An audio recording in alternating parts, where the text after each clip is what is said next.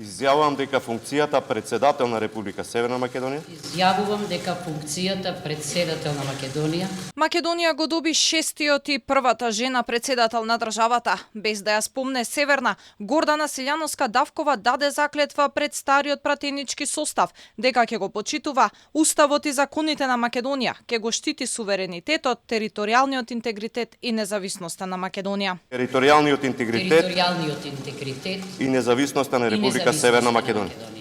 Илјадниците граѓани кои ја дадоа довербата за да ја преземе вила Водно за Силјановска-Давкова се најголемата обврска која ја добила во животот. Во првиот говор во собранието, кој го посвети на жените, таа вети дека ќе биде председателка на сите граѓани, на левата и на десната страна во собранието. Ќе биде коректор и ќе реагира во парламентот кога ќе биде потребно дури со вето. Силјановска-Давкова од собраниската говорница му се заблагодари на Христијан Мицкоски, бидејќи само тој верувал во таква голема убедлива победа со над 500.000 гласови, кога и таа самата не верувала дека такво нешто може да се случи. Ќе бидам председателка на сите граѓани.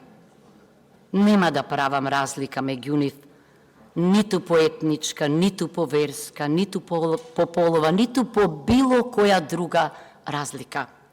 Ќе се обидам да ги оправдам овие илјадници гласови кои не се само најубав подарок за мојот роден ден, туку се и најголемата обврска што сум ја имала во животот. Ке сторам се за да ја оправдам.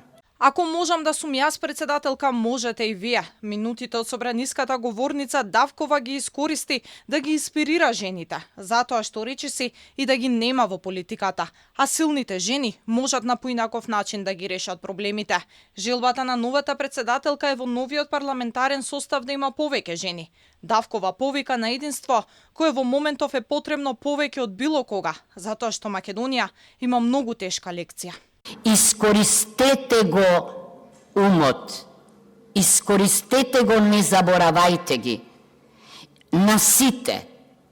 Така мислам дека ќе ги охрабриме и оние надвор, бидејќи покрај жените мојата болка и радост се младите. Не случајно се родиле овде.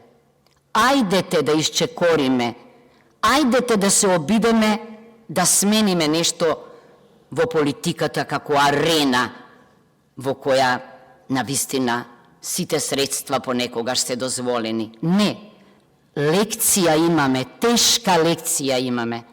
И кога ве гледам вака, знам дека има шанса за сите нас. Инаугурацијата во собранието се одвиваше пред пратеници, функционери, поглавари на верските заедници, дипломатскиот кор. Присуствуваше поранешниот председател Ѓорѓе Иванов, а изостанаа поранешните председатели Бранко Црвенковски и Стево Пендаровски.